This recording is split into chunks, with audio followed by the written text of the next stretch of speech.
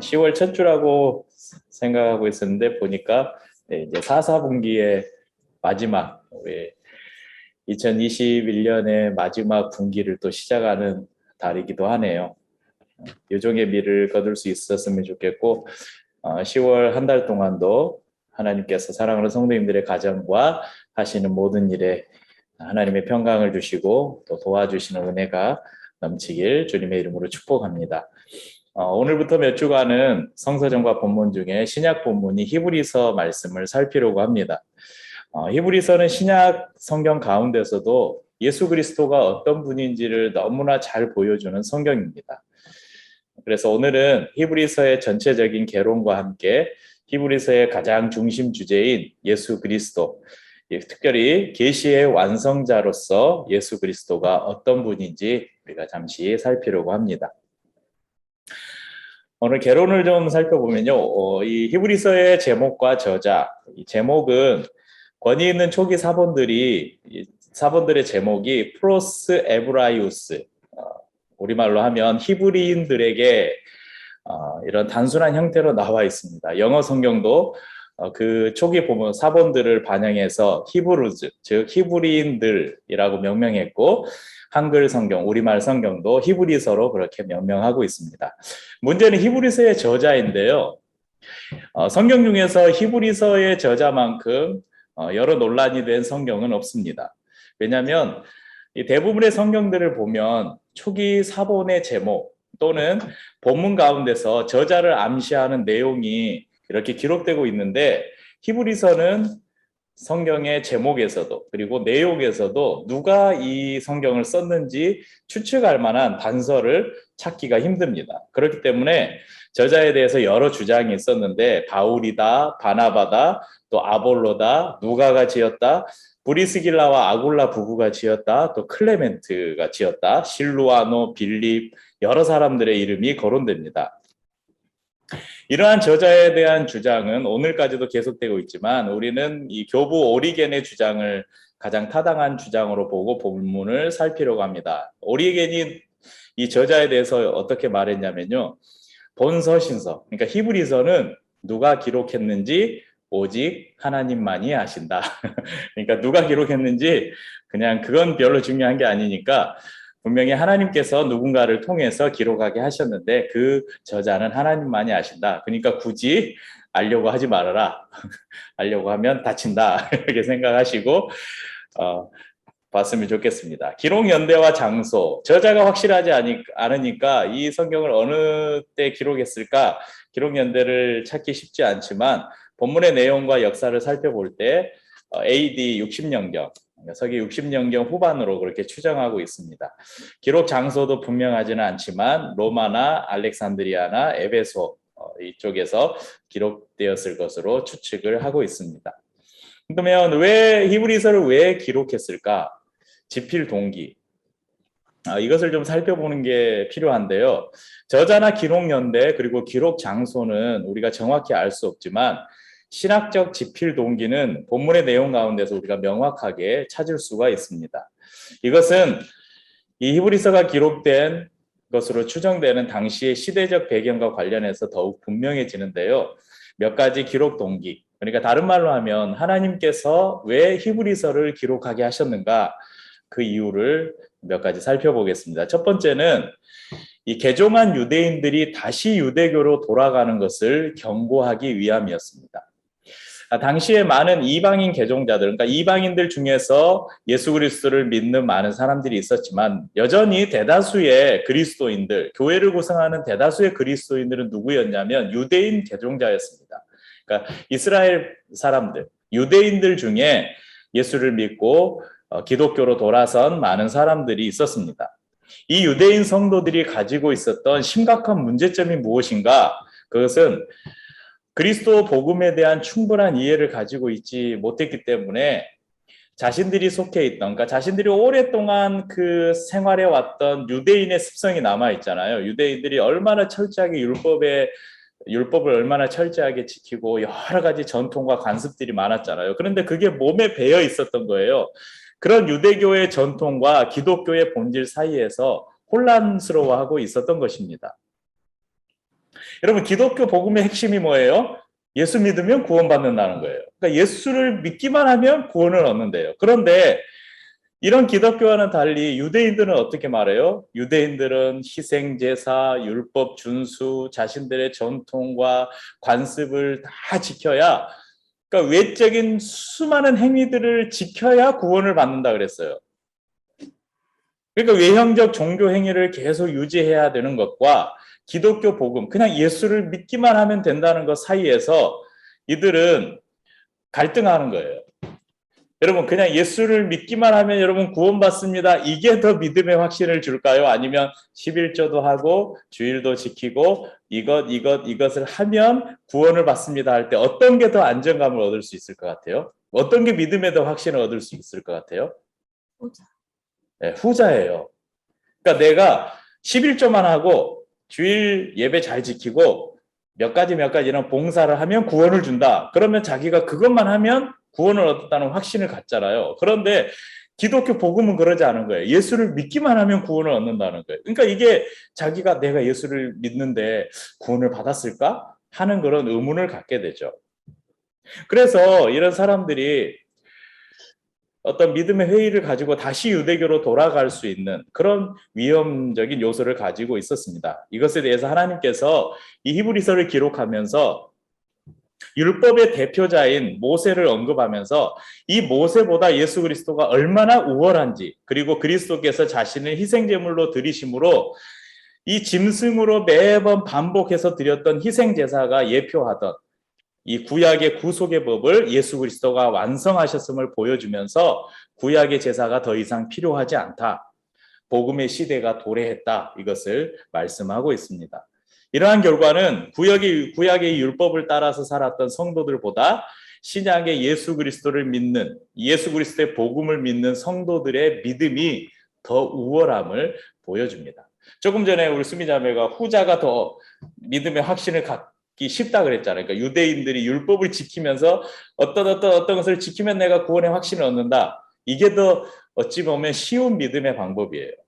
그래서 구약의 이스라엘 백성들이 가졌던 믿음보다 신약의 예수를 믿는 믿음으로 구원받는다는 이 믿음을 소유한 신약의 성도들이 더 믿음에 있어서 우월하다는 것을 오늘 히브리서는 보여주고 있는 것입니다. 두 번째, 히브리서를 왜 기록했는가? 이 박해를 이겨내는 성숙한 신앙을 갖게 하기 위함입니다. 본서의 수신자들은 밖으로 오는 극심한 시련으로 고난을 당하고 있었습니다. 히브리서 2장 15절에 보면 또 죽기를 무서워함으로 일생에 매여 종로로 다른 모든 자들을 놓아주려 하심이니, 이런 두려움 가운데 있었던 성도들이 있었고요. 히브리서 12장 4절은 너희가 죄와 싸우되 아직 피 흘리기까지는 대항치 아니하고 죄와 여전히 싸우고 있는 그런 성도들이 있었음을 볼 수 있습니다.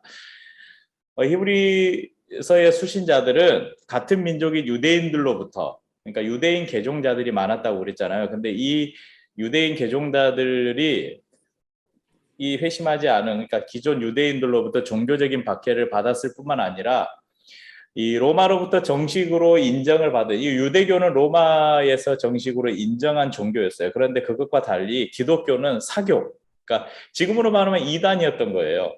기독교는. 그렇기 때문에 로마로부터 정치적인 박해까지 함께 받고 있었습니다. 이러한 박해로 말미암아서 다시금 유대교로 돌아가려고 하는 성도들이 많이 생겨나게 되었고, 실제로 믿음이 연약한 사람들은 신앙을 저버리고 기독교를 따라서 다시 유대교로 돌아가거나 아니면 죄 가운데 빠지는 성도들이 있기도 했습니다. 그것 때문에 본서신을 기록하면서 믿음을 저버린 자의 최후, 히브리서 10장 26절 31절에 보면 믿음을 저버린 자의 최후가 얼마나 무서운가, 이것을 말씀하고 있고, 또한 히브리서 6장 1절에서 8절에서는 신앙이 답보하거나 퇴보하는 것을 엄중히 경계하고 있습니다. 히브리서를 기록한 세 번째 목적은 기독교가 절대 진리의 종교임을 논증하기 위해서입니다. 하나님께서는 히브리서를 통해서 그리스도의 우월성을 강조하고 있습니다. 이것은 그리스도를 믿는, 이 그리스도를 믿음의 대상으로 하는 기독교가 다른 이방의 어떤 종교보다, 또 유대교보다 우월하다는 것을 증명해 줍니다. 당시 유대인들이 지극히 존경하고 심지어는 경배의 대상으로 삼았던 것이 있습니다. 그것이 뭐냐면 바로 천사들입니다. 당시엔 천사 숭배 사상이 있었거든요. 또 사람 중에서는 구약의 대표, 여러분 율법의 대표가 누구입니까? 모세죠, 모세.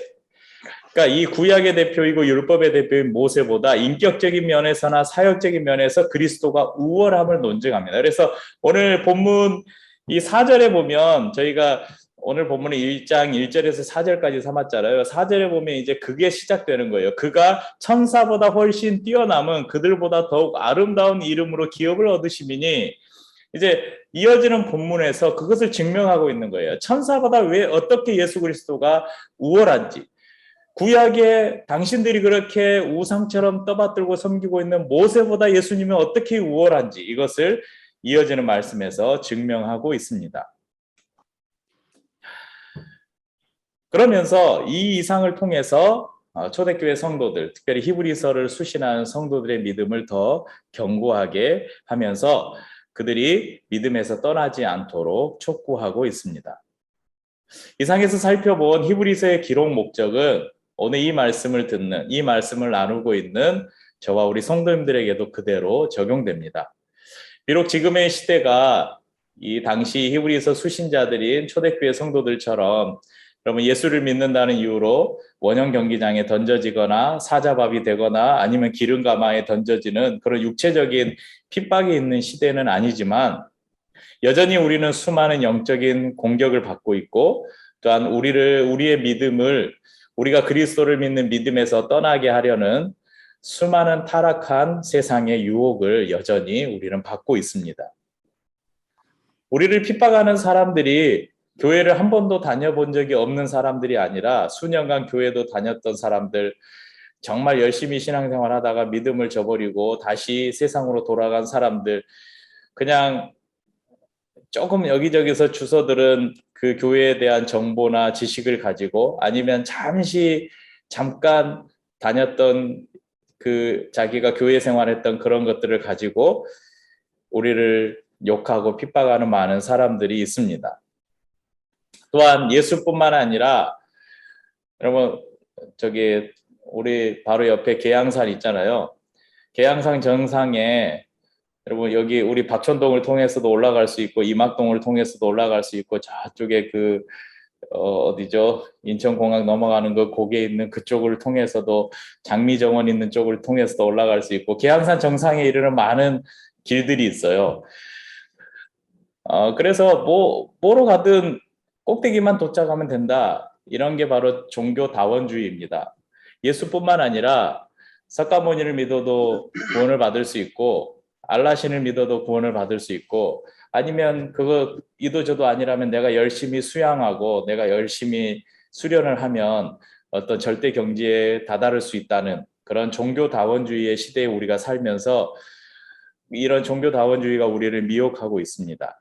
이러한 시대에 오늘 이 성경의 말씀은 히브리인들 뿐만 아니라 오늘을 사는 기류의 교회 저와 저를 비롯한 우리 성도인들을 위해서 하나님께서 기록한 말씀임을 기억하면서 히브리서 말씀을 우리가 깊이 살필 수 있었으면 좋겠습니다. 히브리서의 중심 단어는 믿음입니다. 믿음. 믿음에 해당하는 이 헬라어 피스티스, 또 이 피스티스의 동사인 피스티스는 31회, 그리고 피스튜오가 2회, 총 33회가 나타나고 있습니다. 히브리서의 중심절은 4장 14절인데요. 그러므로 우리에게 큰 대제사장이 있으니 승천하신 자 곧 하나님 아들 예수시라. 우리가 믿는 도리를 굳게 잡을지어다. 바로 예수 그리스도가 우리의 큰 대제사장이다. 이것을 중심절로 볼 수 있습니다. 또 하나를 더 들자면 히브리서 11장 1절 2절입니다. 여러분 너무나 잘 아는 말씀인데요. 믿음은 바라는 것들의 실상이요 보지 못하는 것들의 증거니 선진들이 이로써 증거를 얻었느니라. 우리가 달달 외우고 있는 믿음은 바라는 것들의 실상이요 보지 못하는 것들의 증거라. 이것이 중심 구절로 볼 수 있습니다. 히브리서의 중심장은 뭐니 해도 히브리서 11장이죠. 우리가 믿음의 장이다, 믿음장이다. 사랑장 그러면 고린도전서 13장 그러잖아요. 성경에서 믿음장 그러면 히브리서 11장입니다. 믿음의 책이라고 불릴 만큼 많은 믿음의 선진들이 믿음의 행위를 통해서 그 구원을 얻은 믿음의 본질을 가장 잘 드러내고 있는 곳이 바로 히브리서의 중심장인 11장입니다. 이제 개로를 마치고요. 계시의 완성자인 그리스도, 오늘 본문을 통해서 우리가 살펴보려고 하는데 1절에서 3절 말씀까지 이 계시의 완성자 예수 그리스도, 앞에서 살펴본 본서의 기록 목적을 가지고 본문을 살펴보면요, 1장 4절에서 그리고 4장 13절까지는 그리스도의 존재에 있어서, 그리고 4장 14절에서 10장 18절까지는 그분의 사역에 있어서, 그리고 10장 19절에서 13장 17절까지는 성도로 하여금 하나님을 믿고 승리하게 하는 능력에 있어서, 그러니까 그분의 존재, 그분의 사역, 그분의 능력에 있어서 예수 그리스도가 어느 것보다 탁월하신 분이다, 탁월한 존재라는 것을 논증하고 있습니다. 오늘 본문은 그런 논증을 시작하는 첫 장인데요, 본서 전체의 주제와 내용을 보여주는 부분이기도 합니다. 오늘 1장 1절에서 3절을 구분해 보면, 오늘 본문을 여러분들이 한번 읽어보셨을 텐데 1장 1절에서 2절 상반절은 구약 선지자들을 통해 말씀을 주신 하나님이 이제 신약 성도들에게 온전한 말씀을 주셨다, 이렇게 말하고 있고요. 2장 하반절부터 3장까지를 통해서 그 말씀을 성도들에게 전달하신 예수 그리스도, 그러니까 계시하신 예수 그리스도는 하나님과 동등하신 분으로 창조주이시고 구세주이시고 통치자이심을 말씀하고 있습니다. 오늘 본문은 이렇게 시작해요. 옛적에, 1장 1절 이렇게 시작해요. 옛적에. 이 옛적에는 2절이 시작하는 이 모든 날 마지막에 이 구절과 대조되는 말입니다. 그러니까 옛적에라는 말은 구약 시대를 가리켜요. 그리고 이 모든 마지막 날에는 바로 예수 그리스도의 시대, 신약 시대를 가리킵니다. 구약 시대 때 하나님께서 여러 부분과 여러 모양으로 말씀하셨습니다. 여러 부분이라는 것은 여러 번이라고 그렇게 이해해도 됩니다. 그러니까 여러 번 여러 가지 방법을 통해서 말씀하셨다. 다른 말로 하면 계시하셨다. 더 쉽게 풀이하면 하나님이 자신의 뜻을 보여주셨다. 이렇게 이해할 수 있습니다. 그것은 하나님께서 단번에 계시를 주신 것이 아니라 기회가 있을 때마다 계속해서 주셨고, 여러 모양이라는 표현처럼 다양한 계시의 방편을 통해서 하나님의 말씀을 주셨습니다. 그렇지만 하나님의 계시에도 불구하고 구약의 이스라엘 백성들은 어땠습니까? 계속해서 하나님을 배반하고 계시를 알지 못함으로 하나님의 마음을 아프게 했습니다.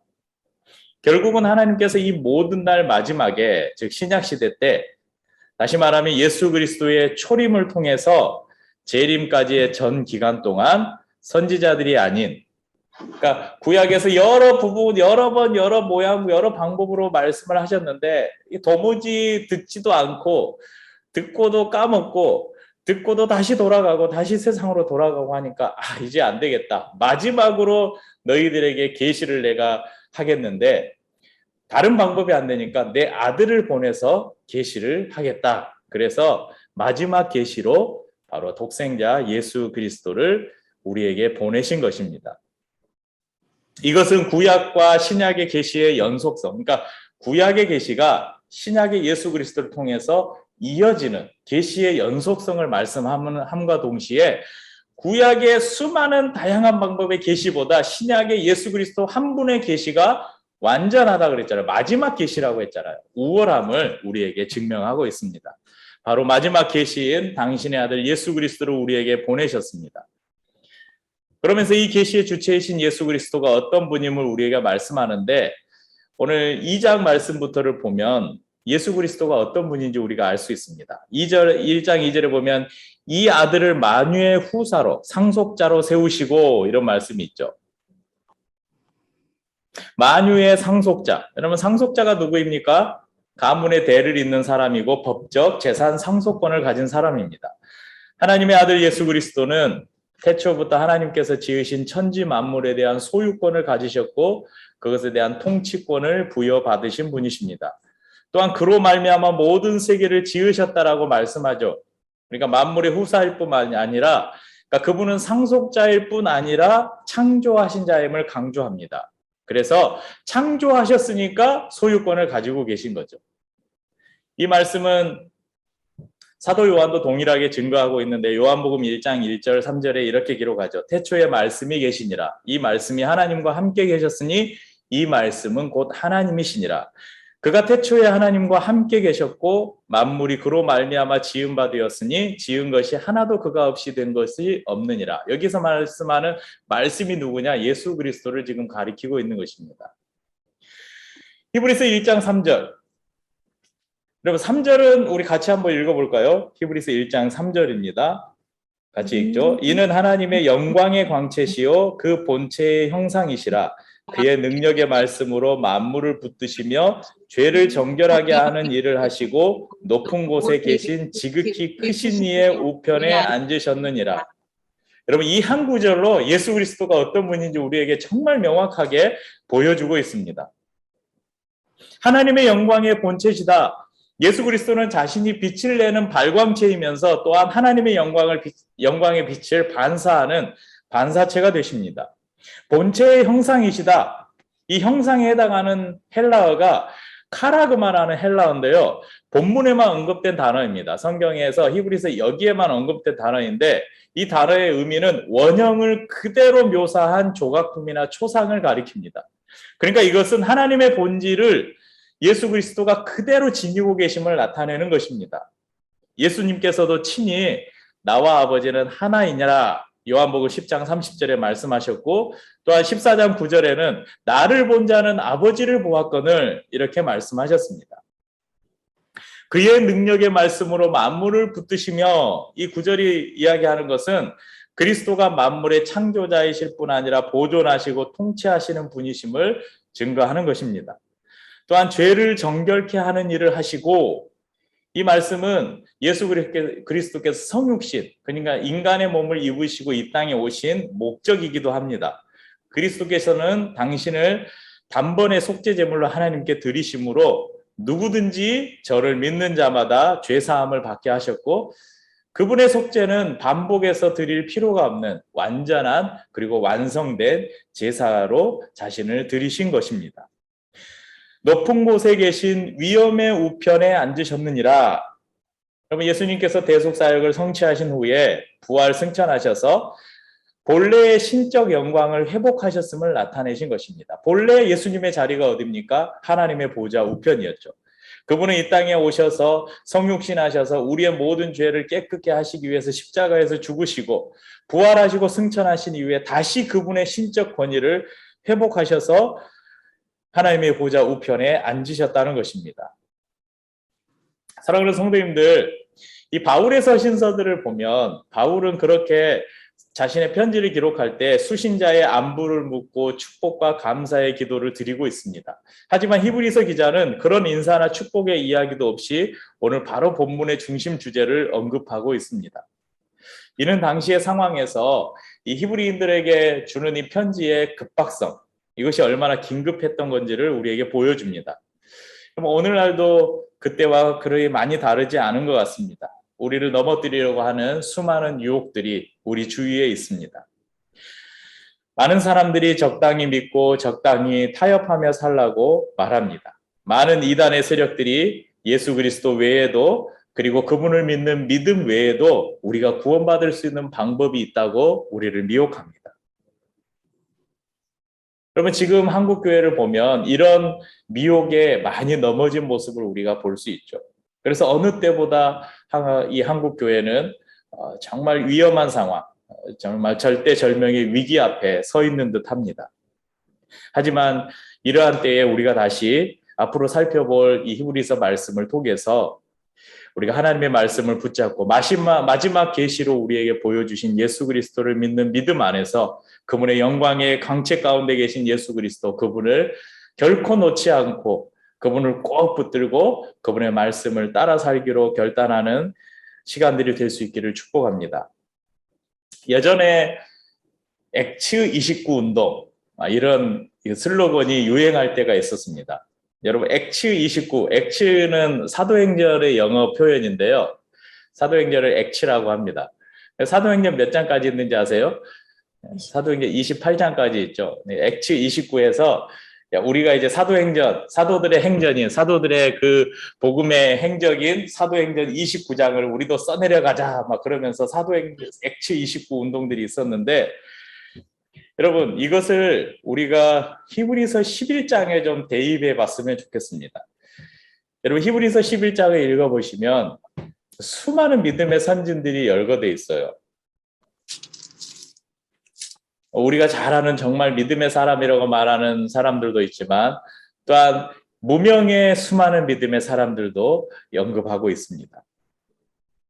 이제 우리가 이 믿음의 장인 히브리서 11장을 우리도 한번 같이 거기에 우리의 이름을 올리는 믿음의 걸음들을 같이 한번 써내려가는, 믿음의 11장, 히브리서 11장을 계승하는 그런 운동들을 우리가 한번 펼쳐보기를 바랍니다. 그리고 그 수많은 믿음의 사람들을 열거할 때, 비록 우리가 무명의 그리스도인으로 불릴지라도 저와 우리 성도님들이 믿음으로 살았다고, 한평생을 믿음으로 살다가 주님 앞에 갔다라고 그렇게 인정받을 수 있는 그런 믿음의 사람들이 될 수 있기를 주님 이름으로 축복하고, 이 히브리서를 통해서 우리의 그 믿음이 더욱더 견고해지는 은혜의 시간들이 될 수 있기를 또한 주님의 이름으로 축복합니다. 함께 우리 성찬을 나누고 찬송하고 기도하겠습니다.